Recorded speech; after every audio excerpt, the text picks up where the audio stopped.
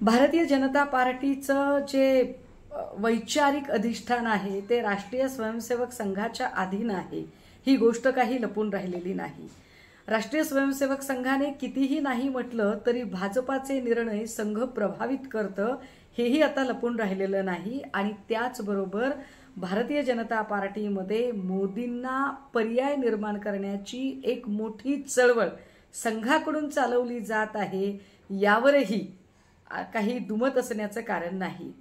याचाच परिणाम म्हणून 15 ऑगस्टला नरेंद्र मोदी यांनी राष्ट्रीय स्वयंसेवक संघाचा एनजीओ म्हणून उल्लेख करणे हा वरवर जरी गौरव वाटत असला तरी एकूण विरोधकांच्या टीकेच्या केंद्रस्थानी संघाला आणणे हाच त्याचा अंतस्थ हेतू होता।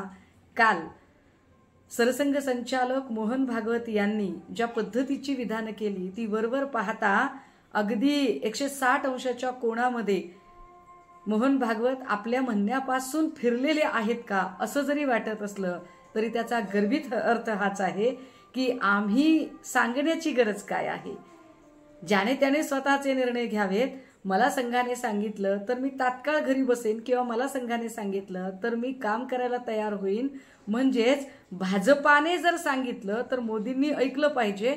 मोदींनी स्वतःचीच एकाधिकारशाही पक्षात चालवू नये। पक्ष आणि संघटना नेमकं काय म्हणते त्या पक्ष आणि संघटनेचं म्हणणं त्यांनी ऐकून घेतलं पाहिजे। हा एका अर्थाने इशारा देण्याचा प्रयत्न संघाने केला का? भारतीय जनता पार्टीचं जे वैचारिक अधिष्ठान आहे ते राष्ट्रीय स्वयंसेवक संघाच्या अधीन आहे।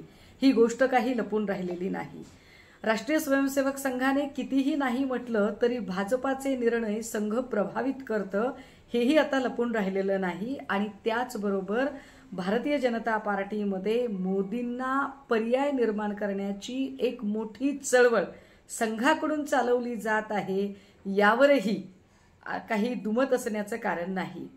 याचाच परिणाम म्हणून 15 ऑगस्टला नरेंद्र मोदी यांनी राष्ट्रीय स्वयंसेवक संघाचा एनजीओ म्हणून उल्लेख करणे हा वरवर जरी गौरव वाटत असला तरी एकूण विरोधकांच्या टीकेच्या केंद्रस्थानी संघाला आणणे हाच त्याचा अंतस्थ हेतू होता।